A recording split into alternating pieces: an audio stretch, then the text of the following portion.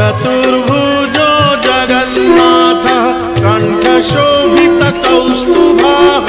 पद्मनाभो देवगर्भश्चन्द्रसूर्यविलोकनः जगन्नाथो लोकनाथो नीलाद्रीशः परो हरिः दीनबन्धुर्दया सिन्धुः कृपालुः जनरक्षकः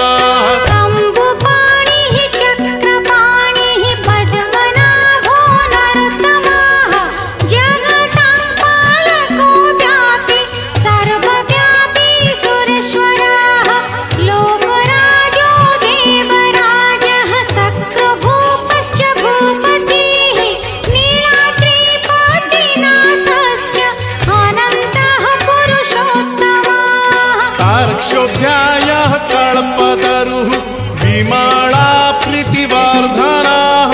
बलभद्रो वासुदेवो माधवो मधुसूदनः दैत्यारिः पुण्डरीकाक्षो वनमाली बलप्रियः ब्रह्मा विष्णु वृष्णिवंशो मुरारिः कृष्णकेशवः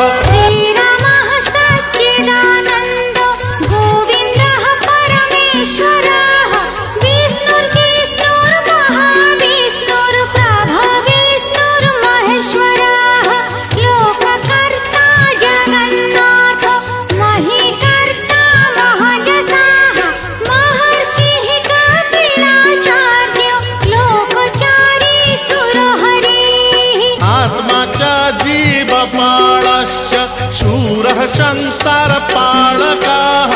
एकोनेको मम प्रियो ब्रह्मवादी महेश्वरः द्विभुजश्च चतुर्बाहुः शतबाहुः सहस्रकः पद्मपत्र विशालाक्षः पद्मगर्भ परो हरिः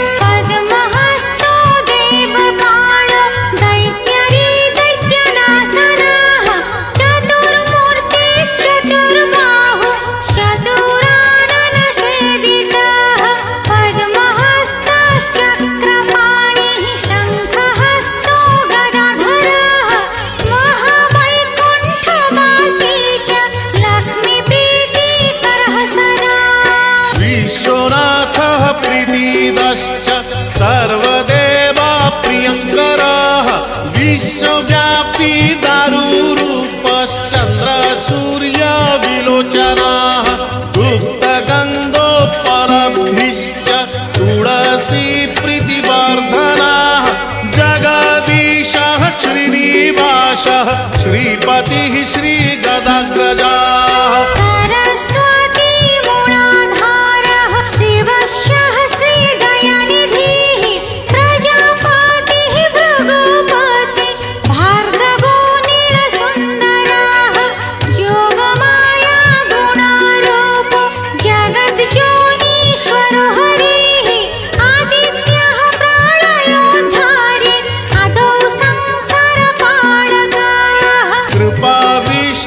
पद्मपाणि रमूर्तिर्जगदाश्रयः पद्मनाभो निराकारः निर्लिप्तः पुरुषोत्तमः कृपाकारः जगद्व्यापी श्रीकरः शङ्खशोभितः समुद्रकोटिगम्भीरो देवता प्रीतिदः सदा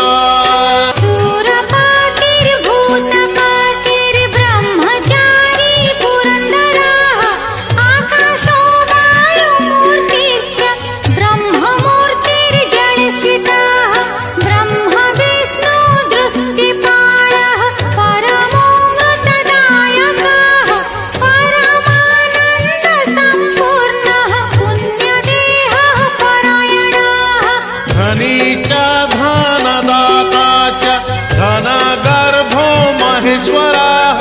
पाशपाणिः सर्वजीवः सर्वसंसाररक्षकः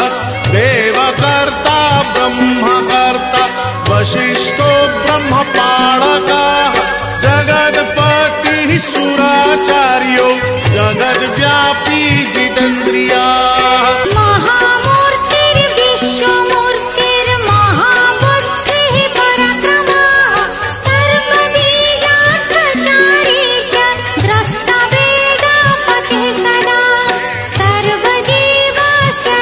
देवश्च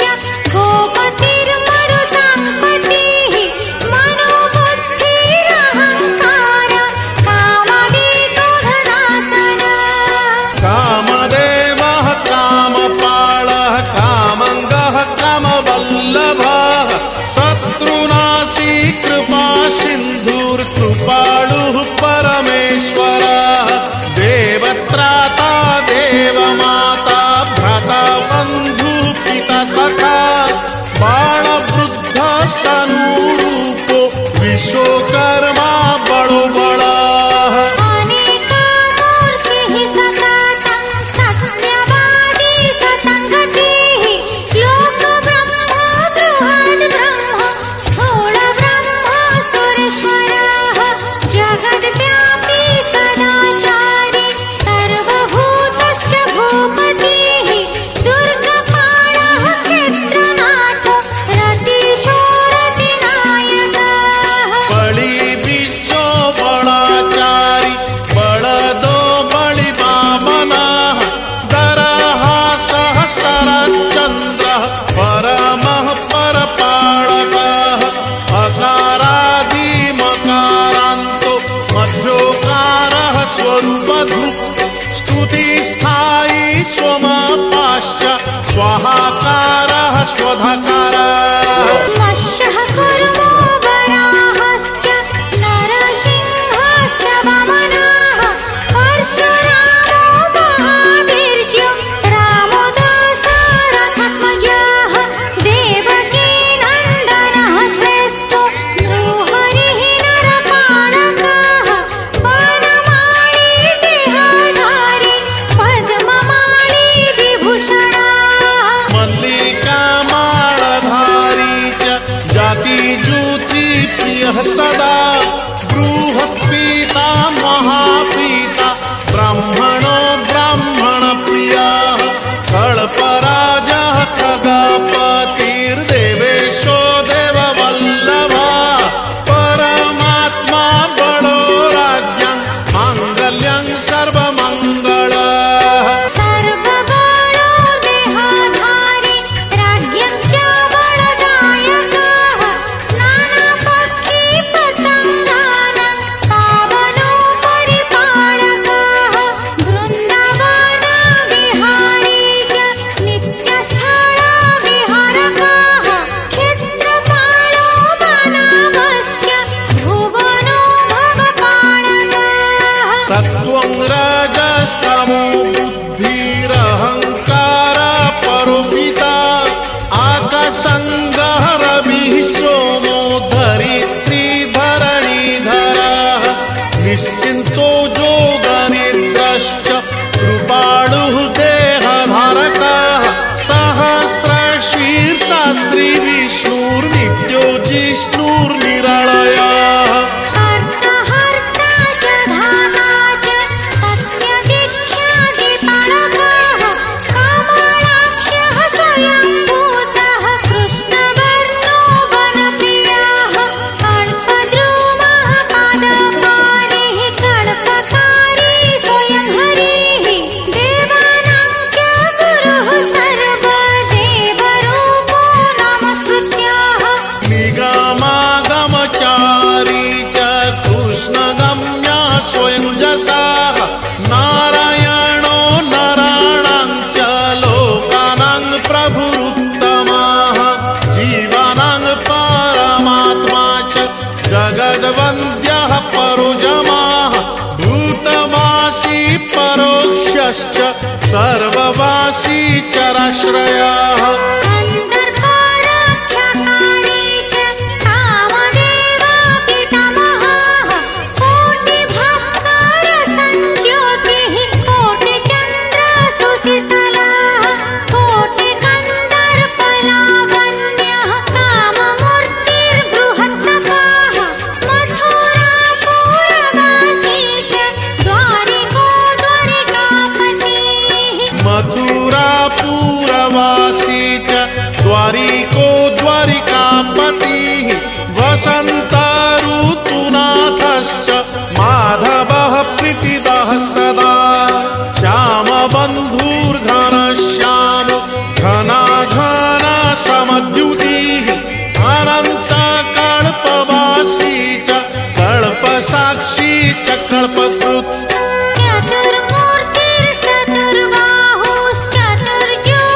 चतुर्मूर्तिश्चतुर्बाहुश्चतुर्युगपतिर्भवः रामकृष्णो युगान्तश्च बलभद्रो बलबली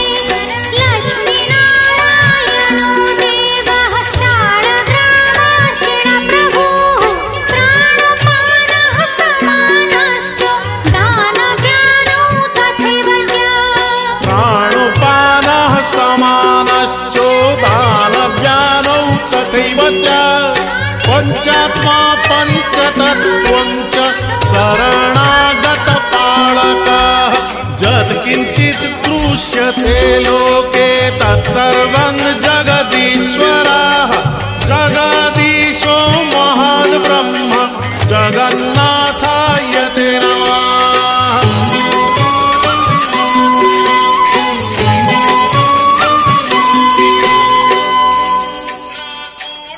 चतुर्भुजो जगन्नाथः कण्ठशोभितकौस्तुभः पद्मनाभो देवगर्भश्चन्द्रसूर्यविलोकनः जगन्नाथो लोकनाथो नीलाद्रीशः परोहरिः दीनबन्धुर्दया सिन्धुः कृपालुः जनरक्षकः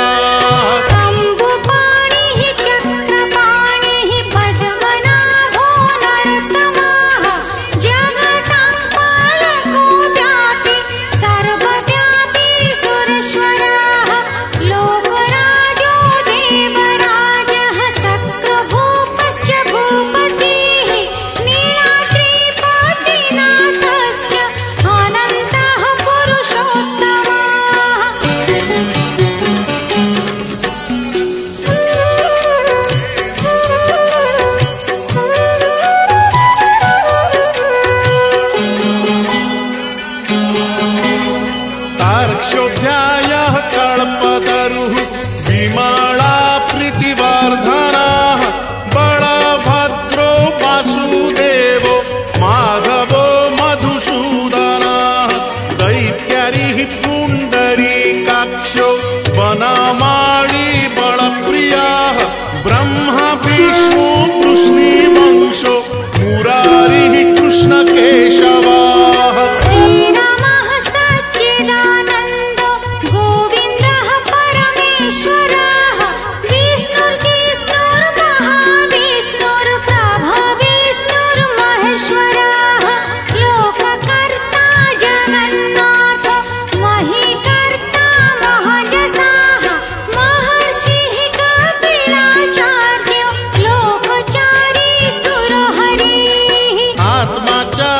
जीवपालश्च शूरः संसारपालकः